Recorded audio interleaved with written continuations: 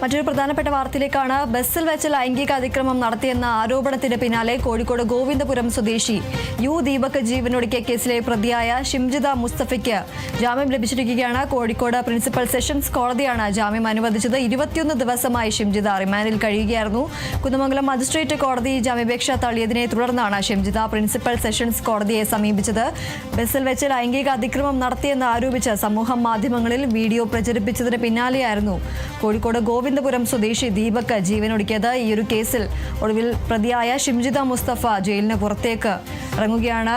ഷിംജിത മുസ്തഫയ്ക്ക് ജാമ്യം ലഭിച്ചിരിക്കുകയാണ്. Kozhikode principal sessions കോടതിയാണ് ജാമ്യം അനുവദിച്ചിരിക്കുന്നത്. 21 ദിവസമാണ് ഷിംജിത റിമാൻഡിൽ കഴിഞ്ഞത്. ഈ ഒരു 3 തവണയും ഈ ഷിംജിത മുസ്തഫയുടെ ജാമ്യാപേക്ഷ പരിഗണിക്കുന്നത് കോടതി മാറ്റിവെക്കുകയായിരുന്നു. എന്നാൽ ഇന്ന് ഷിംജിത മുസ്തഫയ്ക്ക് കോഴിക്കോട് പ്രിൻസിപ്പൽ സെഷൻസ് കോടതി ജാമ്യം അനുവദിച്ചിരിക്കുകയാണ്. കോഴിക്കോട് ബസ്സിൽ വെച്ച് ലൈംഗിക അതിക്രമം നടത്തിയെന്ന ആരോപണത്തിന് പിന്നാലെയാണ് കോഴിക്കോട് ഗോവിന്ദപുരം സ്വദേശിയായ ദീപക് ജീവനൊടുക്കിയത്. ഈ ഒരു കേസിലാണ് ഇപ്പോൾ പ്രതിയായ ഷിംജിത മുസ്തഫയ്ക്ക് ജാമ്യം ലഭിച്ചിരിക്കുന്നത്. കോഴിക്കോട് പ്രിൻസിപ്പൽ സെഷൻസ് കോടതിയാണ് ജാമ്യം അനുവദിച്ചിരിക്കുന്നത്.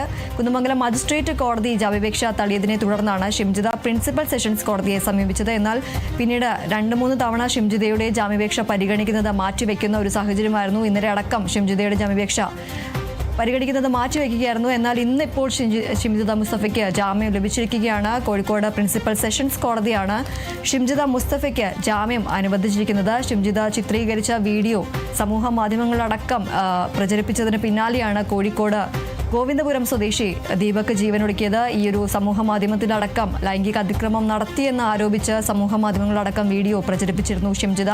ഇതിന് പിന്നാലെ ഇതിൽ മനം നൊന്താണ് ദീപക് ജീവനൊടുക്കിയത്. ഇതിൽ ആണ് ഷിംജിത മുസ്തഫയെ കുടുംബത്തിന്റെ പരാതിയിൽ അറസ്റ്റ് ചെയ്തത്. അതിനുശേഷം 21 ദിവസമായി ഷിംജിത റിമാൻഡിൽ കഴിയുകയായിരുന്നു. ഷിംജിതയുടെ ജാമ്യാപേക്ഷയിൽ വിധി പറയുന്നതെല്ലാം 3 ദിവസമായി മാറ്റിവെക്കുന്ന ഒരു സാഹചര്യമായിരുന്നു. ഇന്നലെ അടക്കം ഷിംജിതയുടെ ജാമ്യ ഹർജി പരിഗണിക്കുന്നത് മാറ്റിവെച്ചിരുന്നു. എന്നാൽ ഇന്ന് കോഴിക്കോട് പ്രിൻസിപ്പൽ സെഷൻസ് കോടതി ഷിംജിത മുസ്തഫയ്ക്ക് ജാമ്യം അനുവദിച്ചിരിക്കുകയാണ്. 21 ദിവസം റിമാൻഡിൽ കഴിഞ്ഞതിന് ശേഷമാണ് ഇപ്പോൾ ഷിംജിത മുസ്തഫ ജയിലിൽ നിന്നും പുറത്തേക്ക് ഇറങ്ങുന്നത്. നേരത്തെ കുന്നമംഗലം മജിസ്ട്രേറ്റ് കോടതി ഷിംജിതയുടെ ജാമ്യാപേക്ഷ തള്ളിയിരുന്നു. ഇതിന് പിന്നാലെയാണ് ഇപ്പോൾ കോഴിക്കോട് പ്രിൻസിപ്പൽ സെഷൻസ് കോടതി ഷിംജിത മുസ്തഫയ്ക്ക് ജാമ്യം അനുവദിച്ചിരിക്കുന്നത്.